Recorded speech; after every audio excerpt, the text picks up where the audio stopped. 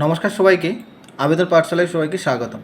তো বন্ধুরা, আপনি যদি নতুন জব কার্ডের জন্য আবেদন করতে চান, তো কীভাবে আবেদন করবেন সে সম্পর্কে আমি এই বিষয়ে আলোচনা করব। তো বন্ধুরা, আবেদন করার জন্য সর্বপ্রথম আপনাদের একটি ফর্ম সংগ্রহ করতে হবে।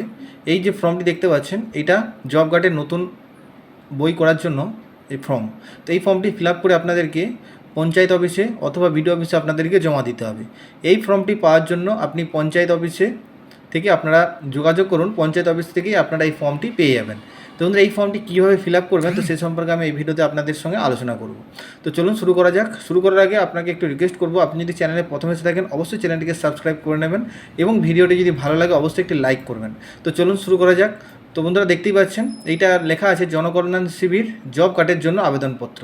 তো যারা যারা জব কার্ড করতে চান বা যাদের জব কার্ড হারিয়ে গেছে বা বন্ধ হয়ে গেছে, তারাও এই ফর্মটি ফিল আপ করে আপনারা পঞ্চায়েত অফিসে জমা দিতে পারেন।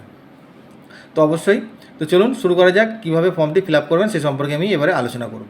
তো এখানে ব্লক, আপনার যে ব্লক সেটা এখানে লিখে দেবেন, আপনার ব্লক। তারপরে জব কার্ডের জন্য আবেদনপত্র, এখানে আপনি আমি দিয়ে এখানে আপনার নামটি লিখে দেবেন, যিনি জব কার্ডের জন্য আবেদন করতে চাইছেন তার নাম এখানে লিখবেন। তারপরে পিতা স্বামীর নাম, তো এখানে আপনি তার দ্বিতীয় লাইনে পিতা অথবা স্বামীর নাম লিখে দেবেন। তারপরে এখানে নিচে চলে আসবেন, এখানে যে তারিখে আপনি জমা করবেন ফর্মটি সেই তারিখটা এখানে লিখে দেবেন। তারপরে এখানে আবেদনকারীর স্বাক্ষর, যিনি আবেদন করছেন তিনি এখানে স্বাক্ষর করবেন। আর এখানে পুরো নামটা আপনি সাইটে লিখে দেবেন। আপনি যদি শর্ট সিগনেচার করেন তো অবশ্যই পুরো নামটা লিখে দেবেন।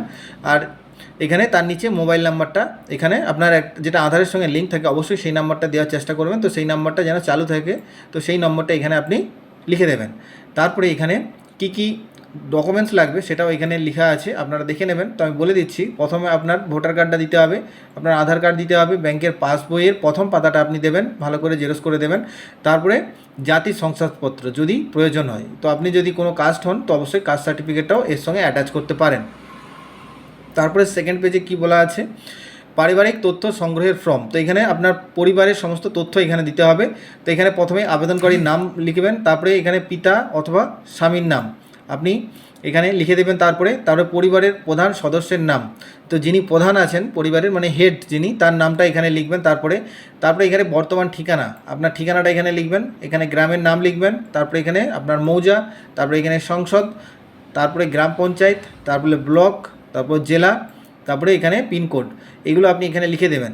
তারপরে এবারে পরিবারের সদস্যদের তথ্য, তো এখানে আপনার পরিবারে যতজন সদস্য আছে সবার এখানে নামটা আপনাকে এখানে লিখে দিতে হবে, সমস্ত ডিটেলস এখানে ফিল আপ করতে হবে।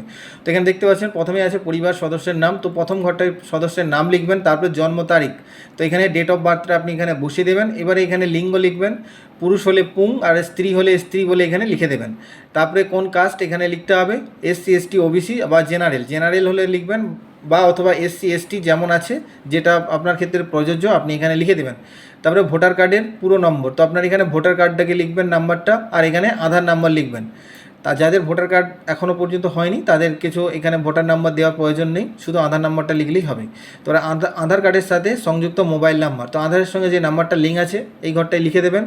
তারপরে ব্যাংকের তথ্য, তো এখানে ব্যাংকের নাম, শাখা, আইএফসি কোড, পুরো অ্যাকাউন্ট নাম্বার, তো এইগুলোই আপনারা এখানে ছোটো ছোটো করে লিখে দেবেন।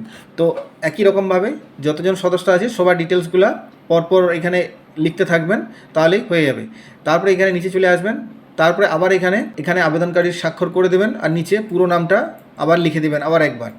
তারপরে এখানে শীর্ষই কর্মচারীর স্বাক্ষর, এখানে যিনি কর্মচারী তিনি এইটা আপনি ফিল আপ করবেন, এই জায়গাটা আপনি ছেড়ে দেবেন, আর এইটার এক কপি রিসিপ্ট কেটে আপনার হাতে দিয়ে দেবে। তো এখানে আপনি কিছু লিখবেন না, এই জায়গাটার মধ্যে আপনার ফাঁকা রেখে দেবেন। তারপরে আরেকটা পেজ এখানে আছে, চলে আসবেন, এইটা আধার কনসেন্ট ফর্ম। তো এইটাকেও আপনার দুটো ফর্মেটে আছে, ইংলিশ অথবা বাংলা, আপনারা যেটা খুশি লিখতে পারেন, অসুবিধা নেই। বাংলাটা যে কোনো একটা হয়, ইংলিশটা লিখলে ইংলিশ অথবা বাংলা লিখলে বাংলা।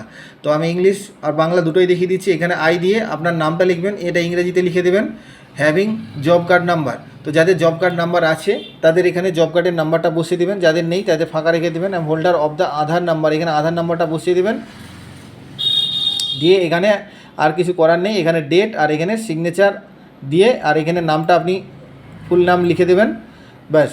ইংরেজি লেখা যদি করেন তাহলে এটা হয়ে গেল। এবারে বাংলাটাও আমি বলে দিই, আধার সংক্রান্ত সম্মতিপত্র, এখানে আমি দিয়ে আপনার নাম লিখবেন, জব কার্ড নাম্বার যদি থাকে এখানে দিয়ে দেবেন, নাহলে ফাঁকা রেখে দেবেন, এবং আধার নাম্বার, এখানে আধার নাম্বারটা লিখে দেবেন 3 নম্বর ঘরটায়।